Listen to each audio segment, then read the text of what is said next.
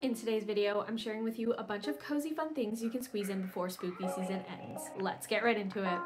Okay friends, I do not know if you feel the same way as me, but this season has not been it. I have not been in my peak spooky spirit as I usually am, which is really sad because you all know that Halloween is my favorite holiday of the year. Spooky season is the best time of the year for me, and I just haven't been enjoying it as much as I usually do.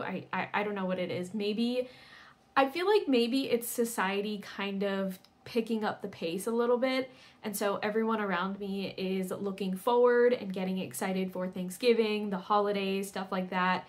Meanwhile, we have not even reached Halloween yet, and so the mindset is just all over the place. But in an attempt to combat that, I am doing this video mostly for myself, but also for anyone who resonates with this feeling that I'm having. This video is gonna have a bunch of different activities and things that you can do that is really low maintenance, really easy to do, really easy to squeeze in and quick to squeeze in these last few days, if not like a full week of October. So like I said, there are a lot of things and I've broken it down into a bunch of different categories. So let's jump right into it. First off, books. Of course, these are low maintenance type of books, so they are short, they are quick reads, and I'm starting things off with a classic, The Haunting of Hill House.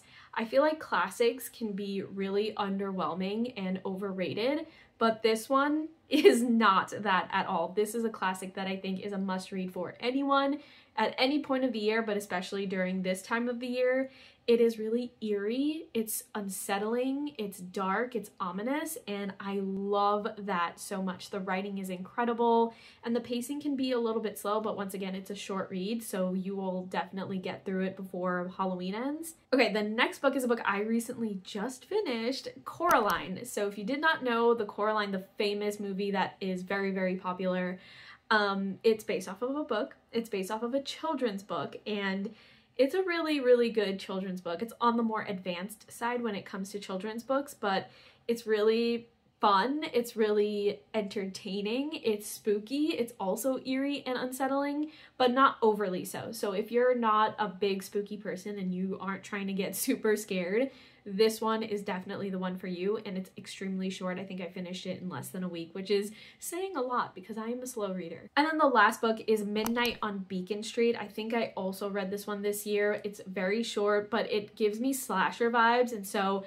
I think it's the perfect time to read it in October, getting towards the time of Halloween, because we obviously associate Halloween with the movie Halloween as well, and Halloween is a slasher, so I think this just goes hand in hand with the time of the year. It's really fun, it's really entertaining, super easy to read, and it gives all the slasher vibes. It has a lot of little tidbits in there that I think horror lovers and slasher lovers are really going to appreciate.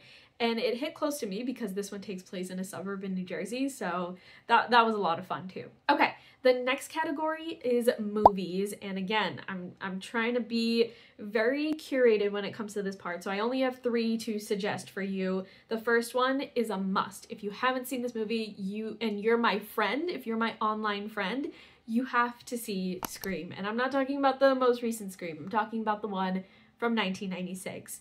Do it for me, if anything else, but also do it for you because it is the best movie. It is the best horror. It's the best slasher. It is meta. It's fun. The acting is phenomenal. You'll watch it, and even though it's from 1996, you will be surprised at how modern and relevant it also is. So if there's anything on this entire video that you're gonna check out, it better be that one. But the next movie I have is Milk and Cereal. I have this one on the list because I recently finished it. It was incredible, super, super good and clever and fun, also quite meta, but it's also on YouTube and it's completely free to watch. It's only 62 minutes, so I think this one is going to be extremely accessible for most people.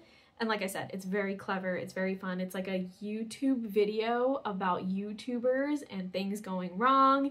It's a good time. I also did a podcast episode on this with my husband Ian, so if you're interested in that, we do have a spooky podcast. Okay, and then the last one is on the more fun side. I think it's a little bit lighter in comparison to the first two that I suggested. It's Happy Death Day. So I know not all of us are big into horror movies, and Happy Death Day is definitely a horror movie, but it's more fun. It's a little bit light. It's more bright in terms of like scenery. It's not really dark and ominous. It's funny too. It's clever as well, and I think this one is much more accessible for people who scare easily in comparison to maybe the other two suggestions that I made. Okay, the next category is TV shows. This one was really hard to whittle down, to be honest with you. I know the other two categories are also very hard, but there's just such incredible TV shows coming out, or series coming out in the horror genre. The first one is actually on the older side. It's Channel Zero. I think this one is going to be a good one for my fellow spooky friends because each season is based off of a different creepypasta story. So if you know nothing about creepypastas, it's essentially like an online forum where people submit horror stories, like short horror stories, and some have really blown up over the years and gotten extremely popular to a point where they became published novels. And of course, in Channel Zero, there are visual adaptations. So whichever season you end up going with, I recommend all of them, but I think the first 3 seasons are my personal favorite. Very, very creepy. The horror lovers are going to love every bit of it. Okay, the second TV show is Castle Rock.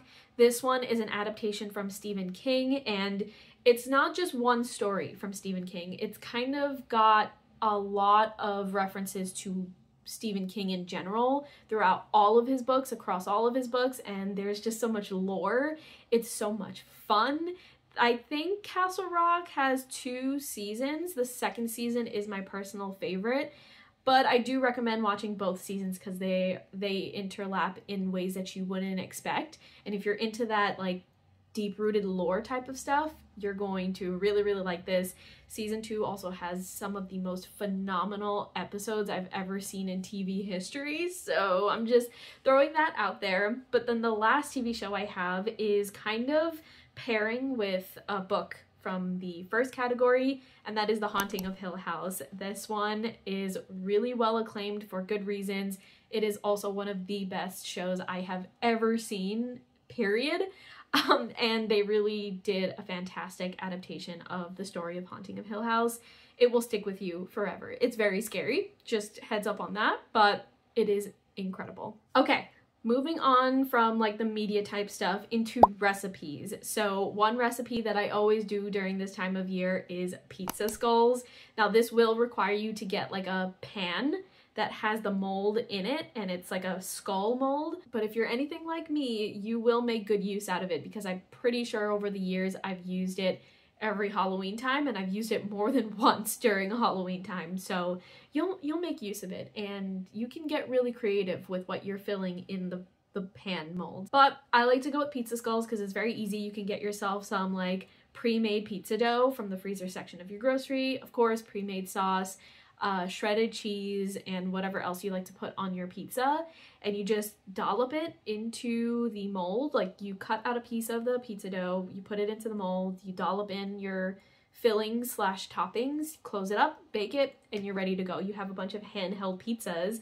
That is so fun and so delicious.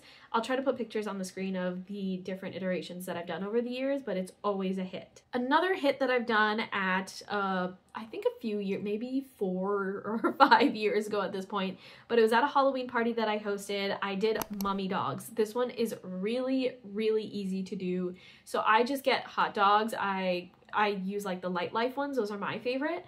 And you just get pizza dough as well. So if you're doing both of these, the pizza skulls and the mummy dogs, you can just get like an extra thing of pizza dough.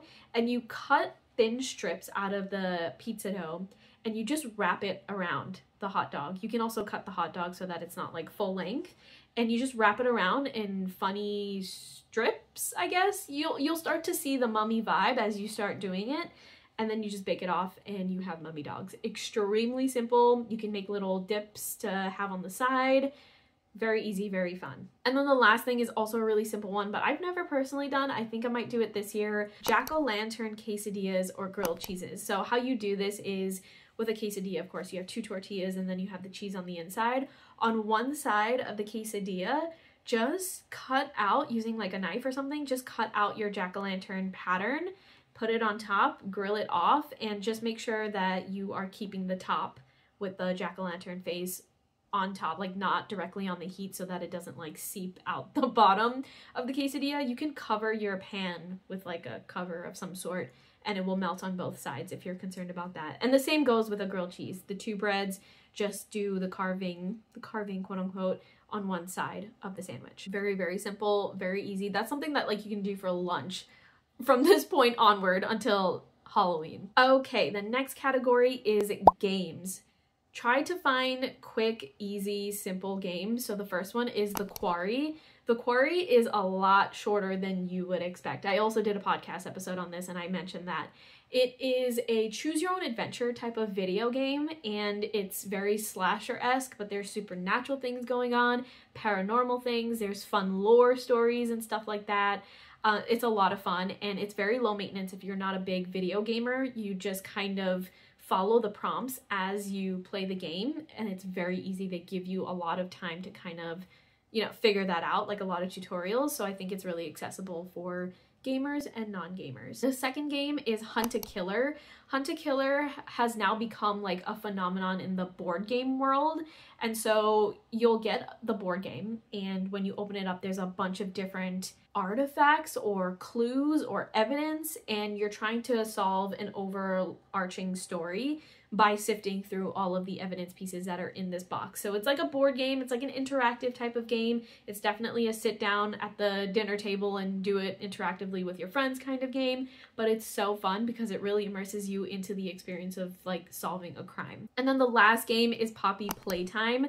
This one I feel like I talked about in a hobby vlog where I said that I was so scared that I couldn't finish the game, but I was really overreacting, to be honest with you. It was just this one scene that freaked me out. And then the rest of the game was not too bad. And it was also extremely short. Slightly too short in my opinion, but there are more than one of these games in a series, this Poppy Playtime series. So give the first one a try. I think you'll finish it in maybe like 30-40 minutes. It's eerie, it's unsettling. It takes place in a toy warehouse, so it's kind of fun and colorful, but it's mostly eerie and unsettling. But more than anything else, it's really short, so you'll have a good time for a short period of time. You can definitely squeeze it in. Okay, and then the last category I have is just activities. So one activity that I always talk about here on the channel is pumpkin carving or painting. I feel like it's a must. I feel like it's a mandatory thing. And if you're not big on the carving and getting your hands all messy and all that stuff, a lot of people have been painting pumpkins instead, and I personally think it's a lot of fun too. Sometimes I get a little impatient with scooping out all of the stuff inside of a pumpkin, and so I end up not carving one, but I do resort to painting one, and it's just as fun. I put on a scary movie in the background. It's usually Scream, and I have a good old time. I also recently went to an event where it was like a pumpkin painting party, so that's a good add-on there. But the next activity is spooky stories or playing werewolf and having s'mores around a fire. I did this for one of my Halloween parties, I think maybe 2 years ago. It was so much fun. So the spooky stories, what I did in that instance was I handed out little tiny slips of paper and I asked people to share like a real life spooky story that they've experienced in their life, if any at all. And then after everyone wrote their things down, we went around and we said the stories, or actually I think I took all of the stories, I shuffled them, I read them out loud, and I tried to guess who wrote the story, and it was kind of like a game. But it was so cool because some of the stories were very, very frightening and there were real stories, and so we went around and we kind of explained our story, and it was a good time. And that's always fun to do around the fire with a s'mores in hand. But if you don't want to do like spooky stories, like real spooky stories, you can play werewolf. This is another thing that I did for a Halloween party, and werewolf is kind of like a card game. You go around and you get passed cards, and the cards have different delegations. So you can be the werewolf, which is the killer in this instance. You can be like a villager, which is just a normal person that lives in the village. And there's one person that narrates a story. They kind of keep the game going on, like progressing. And the werewolf's goal is to kill everybody in the town. and everybody else's goal is to try to identify who the werewolf is in your friend group. That's how you win on either side. Okay, and then the final activity is to have a murder mystery party or a themed scavenger hunt. Again, I'm taking a lot of this from previous Halloween parties that I've hosted, but a murder mystery party is just always a fun time. That one probably requires a lot of planning on the host's end, so just be wary of that. It might take some time before Halloween, but I'm sure you can get it done. You can do like a low maintenance version, but if you want to do an even lower maintenance version, you could do a themed scavenger hunt. So what I did one year is I did a scavenger hunt, and the pieces that people needed to find were items that were found in Friday the 13th, the movie, because it was like a Friday the 13th themed party. And each item had a clue taped on it. So once you found one item, you would have to read the clue to figure out what the next item is. And once you found all of the items, then you won. And there was kind of like a story attached to it. It was so much fun. It sounds complicated, but really is not that complicated. You just need to get like maybe 3 items or 4, and it can get as complex as you choose. But that is my list. I feel like all of these things can get done within the next week.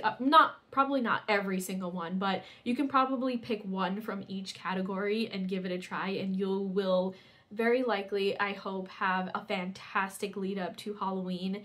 And I really hope you do. I really hope I do. I'm going to be for sure taking an item from each category here and doing it myself, because I need to get into the mood. I need to get into the vibe, even if it's just the last week of October. I don't want to let this moment pass, and this, I hope this video helps you kind of get back into the moment, get back into the swing of now as opposed to what's upcoming. We have time for that. Don't worry. We have the whole of November and the whole of December. But for now, I hope you enjoy the last week of October. Thank you so much for hanging out with me today. I hope these were fun and interesting to hear about, and I will talk to you in next week's video.